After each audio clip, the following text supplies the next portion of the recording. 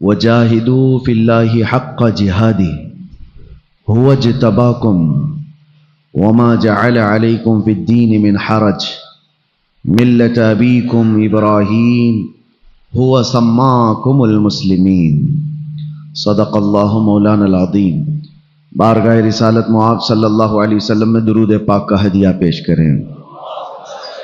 اللہم صلی علی سیدنا محمد معدن الجود والکرم وآلہ واصحابہ الکرام وابنہ الکریم وبارک وسلم صلاۃ دائمۃ سرمدا ابدا۔ اللہ عز و جل قرآن پاک میں ارشاد فرماتا ہے، اللہ کے راستے میں کوشش کرو جیسے کہ کوشش کرنے کا حق ہے۔ کس چیز کی کوشش کرنی چاہیے؟ وجاہدوا فی اللہ حق جہادہ، یہاں پر جہاد کا لفظ ہے۔ لوگ بولنے سے بھی ڈرنے لگ گئے آج کے زمانے میں کہ جہاد کے لفظ کو زبان پر بھی نہ لاؤ۔ میں آپ کو بتاتا ہوں کہ دیدہ و دانستہ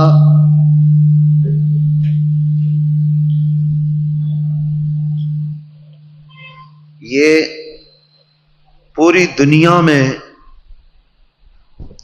اس بات کو پھیلایا جا رہا ہے کہ مسلمان دو لفظ اپنی زبان پر کبھی نہ لائیں۔ یاد سے نہیں، تقریباً 100 سال سے اس کے پیچھے محنت کی گئی اور کوشش کی گئی کہ دو لفظ مسلمان اپنی زبان پر نہ لائیں۔ اس بات کو میں نے بہت مرتبہ اپنے بیانات میں ذکر بھی کیا ہے اور کرتا رہوں گا۔ وہ دو لفظ کیا ہیں کہ مسلمان کی زبان پر جہاد کا لفظ نہ آئے اور خلافت کا لفظ نہ آئے، اور جہاد کو اتنا بدنام کر کے رکھو کہ لوگ اس کو بولنے سے ڈرنے لگ جائیں۔ میں آپ کو بتاؤں، جہادی جہادی کہہ کر کے لوگ آج گالی دینے لگ گئے اور آپ اس سے چڑنے لگ گئے کہ میں جہادی نہیں ہوں۔ جانتے ہو یہ ایک مائنڈ پروگرامنگ ہے، دماغ میں اس طور پر ڈالا جا رہا ہے، کل کو اگر کوئی گالی انسان نام سے بن جائے اور تم کو کوئی بولتے بولتے انسان انسان بولنے لگے تو کیا ڈیفینس کرو گے کہ نہیں ہوں، میں انسان نہیں ہوں؟ اگر کوئی مرد نام سے گالی بنا لے اور تم کو مرد مرد کہتا رہے تو کیا تم ہاتھ پیر اٹھا لو گے نہیں میں مرد نہیں ہوں؟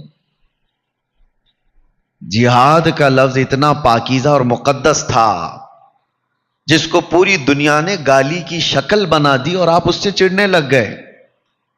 یہ بات مجھے کہنا اس لیے پڑ رہا ہے کہ کئی لوگوں کو دیکھا جو ہماری قوم کے دانشور کہلاتے ہیں اور وہ ڈیفنس میں باہر آئے ہوئے ہیں یہ کہنے کے لیے کہ نہیں ہماری یہ قوم جہادی نہیں ہے۔ دنیا اس کو گالی بنا رہی ہے اور تم اس کا ڈیفنس کر رہے ہو، بلکہ میں کہتا ہوں جہاد کس کو کہا ہے قرآن میں یہ تو بتاؤ پہلے۔ اللہ تبارک و تعالیٰ نے قرآن میں جس کو کہا ہے اور حضور نے جس کے متعلق کہا ہے پہلے اس کی ڈیفینیشن تو ہو جائے، ڈیفنس بعد میں کرنا کہ تم ہو یا نہ ہو۔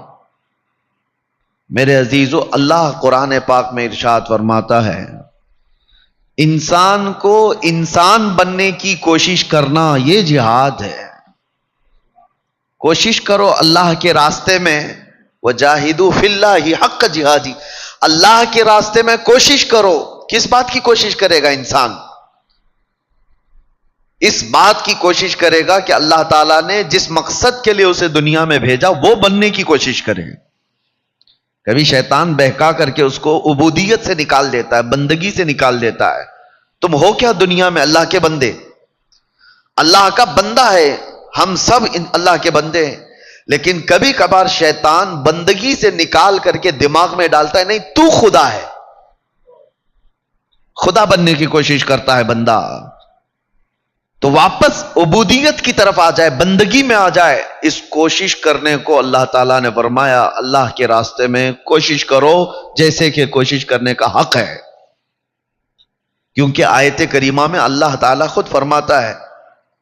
وجہ کیا ہے اس پر کوشش کرنے کی؟ مثال میں آپ کو یوں دے کر کے بتا دوں کہ میاں میں نے آپ کو ایک مرسیڈیز کار دی ہے اور پھر میں کہوں گا اس کو سنبھال کر کے رکھنا، ماروتی بننے کے مت دینا۔ مطلب کیا ہے اس کا؟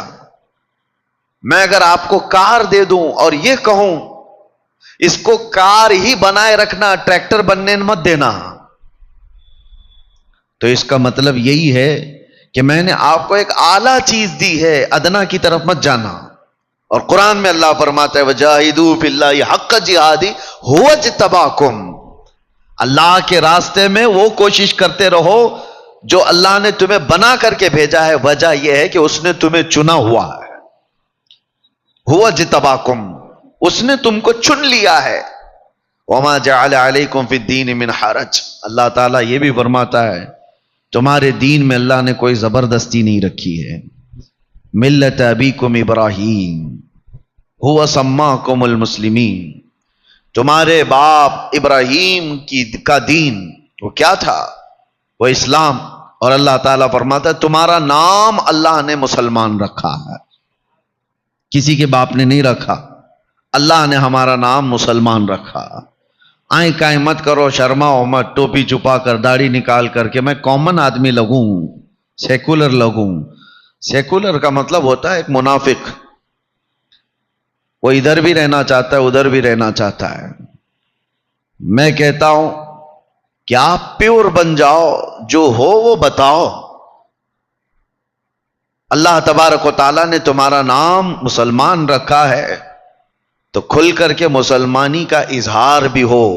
لوگ نام ایسے ڈھونڈتے ہیں انٹرنیٹ پر کہ کامن لگنا چاہیے، کہ ایسا کچھ نام بتائیے جو سب میں چل سکتا ہو۔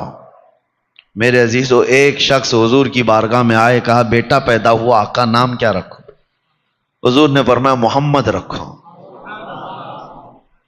بیٹا پیدا ہوا، محمد نام رکھا۔ چند سالوں کے بعد آئے، دوسرا بیٹا پیدا ہوا، حضور کی بارگاہ میں عرض کیا کہ یا رسول اللہ صلی اللہ علیہ وسلم بیٹا پیدا ہوا ہے، نام کچھ آپ فرمائیں۔ حضور نے فرمایا محمد رکھو، پھر محمد رکھا۔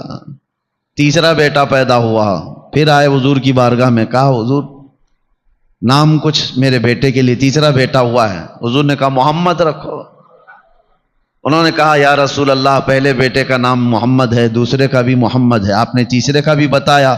میرے آقا نے فرمایا تجھے کیا فرق پڑتا ہے ایک گھر میں تین تین محمد ہو جائیں؟ اور یہ فرمایا گیا کہ جس کا نام محمد ہوگا قیامت کے دن جیسی ہی اسے پکارا جائے، سنو ہوگا یہ محشر کے میدان میں۔ روایات بتاتی ہیں کہ سب سے پہلے فرشتے حضور پاک صلی اللہ تعالی علیہ وسلم کا نام لے کر پکاریں گے، محمد کہاں ہیں؟ اس لیے کہ محشر میں سب کے نام چلیں گے، ہمارا بھی نام ہوگا، آپ کا بھی نام ہوگا۔ حضور کا نام لے کر جیسی ہی پکارا جائے گا تو جتنے محمد ہوں گے سب دوڑ کر کے آ جائیں گے۔ فرشتے کہیں گے نہیں تم کو نہیں بلایا گیا ہے، وہ محمد ابن عبداللہ آمینہ کے بیٹے کو بلایا گیا، رسول اللہ کو۔ رب تعالیٰ فرماتا ہے میرے نام نبی کے نام پر آئے ہیں، سب کو بخش دو، اب واپس مت کرو، ایمان کے ساتھ آئے تھے۔ یہ نام رکھنے کا وہ اثر ہے میرے عزیزو۔ یہاں لوگ چھپانے کی کوشش کر رہے ہیں، سیکولر بننے کی بات کی جا رہی ہے۔ آپ کو اللہ تعالیٰ نے جس دین پر رکھا ہے اس کا کھل کر کے اظہار ہو۔ میں ایک بات اور بھی کہتا ہوں، ہاں اظہار تو کرتے ہیں ہم، بہت زیادہ کرتے ہیں، شو شائننگ میں بہت زیادہ ہے ہماری قوم۔ کہاں پہ پھول برسائیں گے ہمارے اوپر، ایک ایک کنٹل پھول، کسی جلسے میں جاؤ تو ہم دیکھتے ہیں، اور کاروں کی قطار ہے۔ پوچھنے پر پتہ چلا کہ ہم اپنی شان کا اظہار کیوں نہ کریں؟